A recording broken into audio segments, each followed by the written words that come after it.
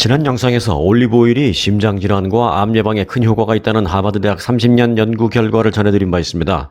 하지만 신이 내린 기름, 이 올리브오일도 잘못 사용하면 암 예방은커녕 오히려 발암물질로 둔갑시킬 위험이 있습니다. 어떻게 사용하느냐와 어떻게 보관하느냐에 따라 180도 달라지게 되는데, 지금 구독과 좋아요 그리고 알림 설정해 놓으시고 제대로 된 정보 빠짐없이 함께 하시기 바랍니다. 자, 그럼 암을 막아내기 위한 올리브오일 올바른 사용 방법 지금부터 알아보겠습니다.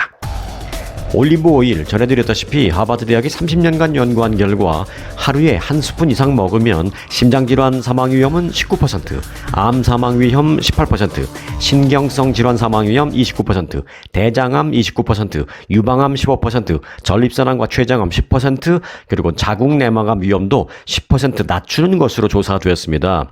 하지만 이건 제대로 된 방법으로 섭취했을 때 얘기입니다.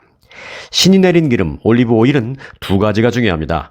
올바른 사용 방법과 올바른 보관 방법. 그 중에서도 이번 영상에서는 올바른 사용 방법에 대해서 알아볼까 합니다. 일단 몸에 좋은 기름으로 대변되는 식물성 기름, 그런데 이 식물성 기름은 기본적으로 열을 가하면 성질이 변합니다. 영국 드 몽포르드 연구팀은 옥수수 기름이나 해바라기 씨유 등 식물성 기름을 고온 가열하면 알데히드라는 발암물질을 만든다라는 연구 결과를 발표한 바 있습니다. 연구팀은 그러나 올리브유로 조리했을 때에는 유해물질 검출 비율이 상대적으로 적다라고 덧붙였습니다. 상대적으로 적다는 뜻이지 전혀 괜찮다라는 건 아닙니다. 제대로 된 사용법을 알기 위해서 중요한 게 기름의 발연점입니다. 발연점, 열을 가했을 때 연기가 나는 온도입니다. 포도씨유나 카놀라유는 발연점이 섭씨 220도 이상입니다. 이런 기름은 튀기거나 부침 요리에 좋습니다. 튀길 때 기름의 온도가 보통 180도에서 200도이기 때문입니다. 하지만 올리브 오일은 발연점이 섭씨 170도입니다. 즉, 튀기거나 높은 온도로 요리를 할 때 발연점을 넘어가게 됩니다. 이 경우에 아크릴 아마이드와 벤조피렌 등 발암물질이 생깁니다. 다시 말하면 올리브 오일의 경우 절대 높은 온도의 요리에 쓰면 안 된다는 것입니다. 살짝 데치는 정도의 요리까지만 허용됩니다. 엄밀히 말하면 올리브유는 생으로 먹는 게 가장 좋습니다. 아침에 일어나서 커피 한 잔을 곁들여 통밀빵을 생 올리브 오일에 찍어 먹는 거 아주 권장합니다. 아니면 샐러드에 뿌리는 것도 좋고요. 한식의 경우 다 만들어진 반찬에 먹기 직전 살짝 뿌려서 섭취하는 것도 좋습니다. 여기서 절대 간과해선 안 될 것 하나가, 이렇게 생으로 먹는 올리브 오일은 반드시 버진 올리브 오일을 사야 한다는 것입니다.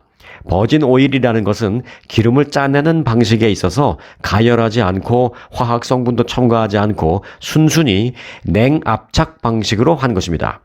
그렇게 압착해야 항산화 물질이 그대로 살아있게 됩니다. 더 권장하는 것은 그런 버진 오일 중에서 가장 높은 수준의 검사를 통과한 엑스트라 버진 올리브 오일을 추천합니다. 가끔 보면요, 퓨어 올리브 오일이라고 써 있는 것도 있는데 이건 사실 항암물질, 항산화 물질이 거의 없습니다. 일반 기름과 비슷한 겁니다. 오히려 요리를 해도 되는 올리브 오일이니까 추천하지 않습니다. 기억하세요. 버진 올리브 오일, 그 중에서도 엑스트라 버진 올리브 오일이어야 합니다. 네, 이번 영상에서는 올리브 오일의 올바른 사용법을 말씀드렸는데 또 중요한 것 하나가 바로 올바른 보관법입니다. 다음 영상에서는 암 예방 효과를 극대화할 수 있는 올리브 오일의 올바른 보관법을 알아볼 예정입니다. 구독과 좋아요 그리고 알림 설정해 놓으시고 민감한 정보들 함께 하시기 바라겠습니다. 이번 영상 여기서 마칩니다.